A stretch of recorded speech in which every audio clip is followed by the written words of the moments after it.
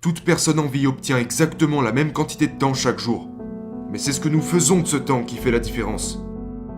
Ne gaspillez pas votre vie. Fixez-vous de gros objectifs. Arrêtez de penser à ce qui ne va pas et commencez à penser à ce que vous pouvez faire. Aimez un peu plus, détestez un peu moins. Vous n'avez aucune idée de ce que vous êtes capable de faire, mais décidez aujourd'hui que vous allez le découvrir.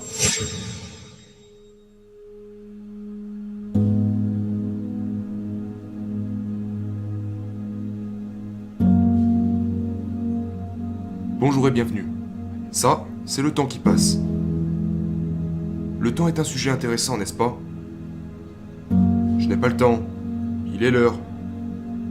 C'est ton heure. Écoutez. Nous avons tous exactement la même quantité de temps. Exactement. Mais voici quelque chose d'intéressant. Le sable dans le verre du bas représente le passé. Le sable dans le verre du haut représente l'avenir. Mais voilà ce qui se passe. Vous n'avez aucune idée de ce qu'il reste dans le verre du haut. Vous savez uniquement ce qu'il y a dans le verre du bas. N'est-ce pas intéressant?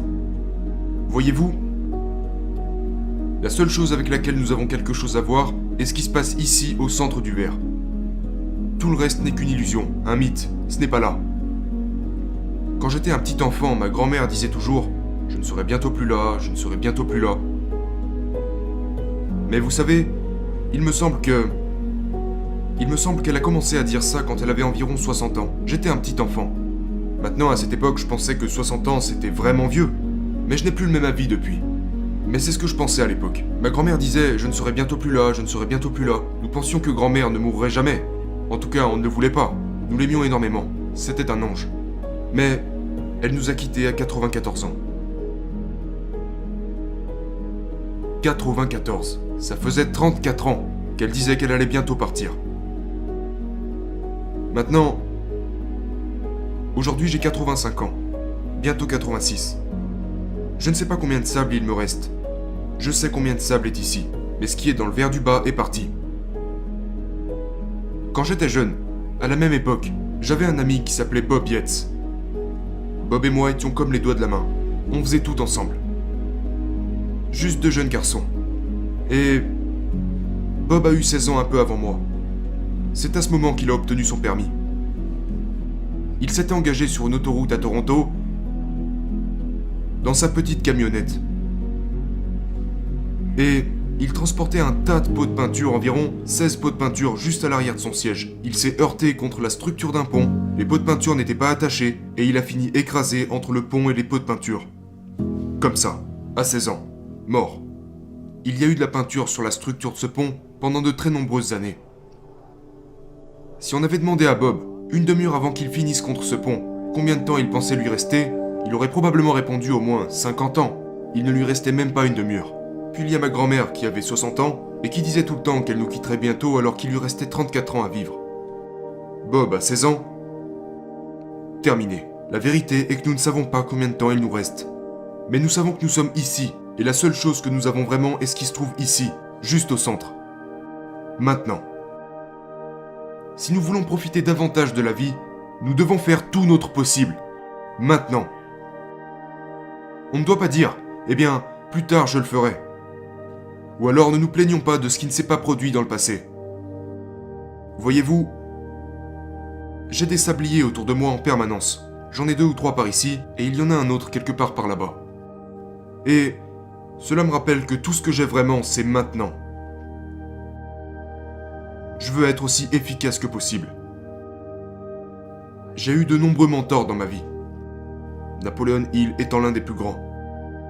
Earl Nightingale pendant 5 ans. Ray Stanford.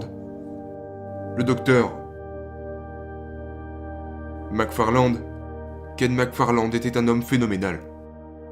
Dr Harry Roder, Leland Val van der Waal, ces personnes m'ont aidé à façonner mon esprit. J'ai commencé avec rien. Et j'ai construit une entreprise qui opère partout dans le monde. J'ai gagné des millions de dollars.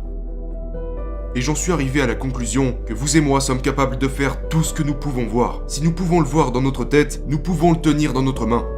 Nous devons sortir et faire les choses différemment. Nous devons arrêter de nous comporter comme si c'était un jeu. Nous devons traiter la vie telle qu'elle est, sacrée. Et nous sommes capables de faire tout ce que nous voulons. mais nous devons le faire.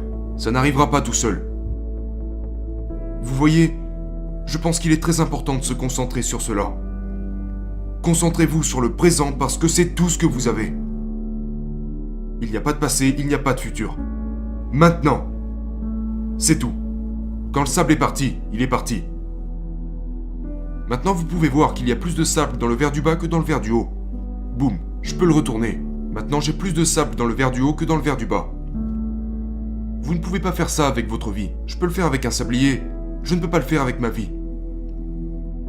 Mais je peux être plus efficace. Maintenant. En décidant de ce que je vais être. Et c'est ce que je vous recommande de faire. Ne perdez pas votre temps.